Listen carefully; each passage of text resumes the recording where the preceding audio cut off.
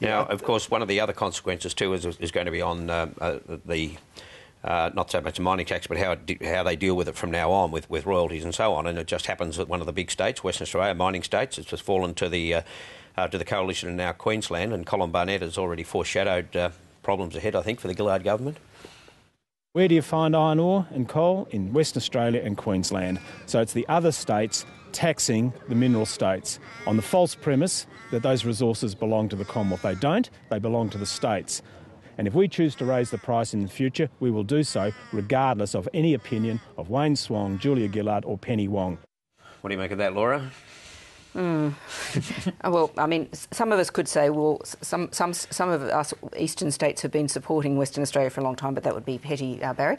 I think the interesting thing about this is Queensland. The Queensland budget is hugely dependent on royalties.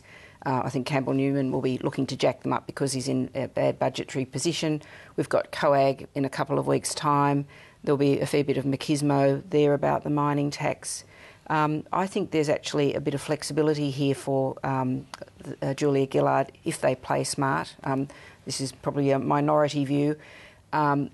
They've taken a hard line so far, but there must be room to rework what they're offering to the states, particularly on infrastructure, to actually leapfrog the states and say, well, you know, we're giving these regional infrastructure payments to the regions, which of course is something that's been pushed in Western Australia, but they've got to play it very smart to get away with it. How do you think Campbell Newman will play it? Because will he say, well, I'll raise these royalties and then I'll just have a row with Anthony Albanese and others about infrastructure payments? I imagine he'll be tempted to do that because bashing Canberra has always been a successful political strategy in Queensland. I don't think that's changed. But the mining tax and how it works and how it intersects with state royalties in Queensland is in a place now that it's never been before. The minerals boom is affecting Queensland in a different way to how it affects Western Australia because it's such a big decentralised state with big population centres all the way up the coast and out into the mining areas.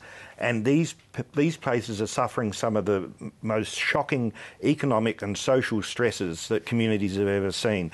Towns are being completely transformed in every way, and everybody knows it. That's why the public sentiment towards the mineral resources rent tax has shifted in favour of the tax since it was first announced a couple of years ago. So I think Campbell Newman has to be a little bit careful that he doesn't get caught on the wrong side of some public support for spreading the wealth from the minerals boom.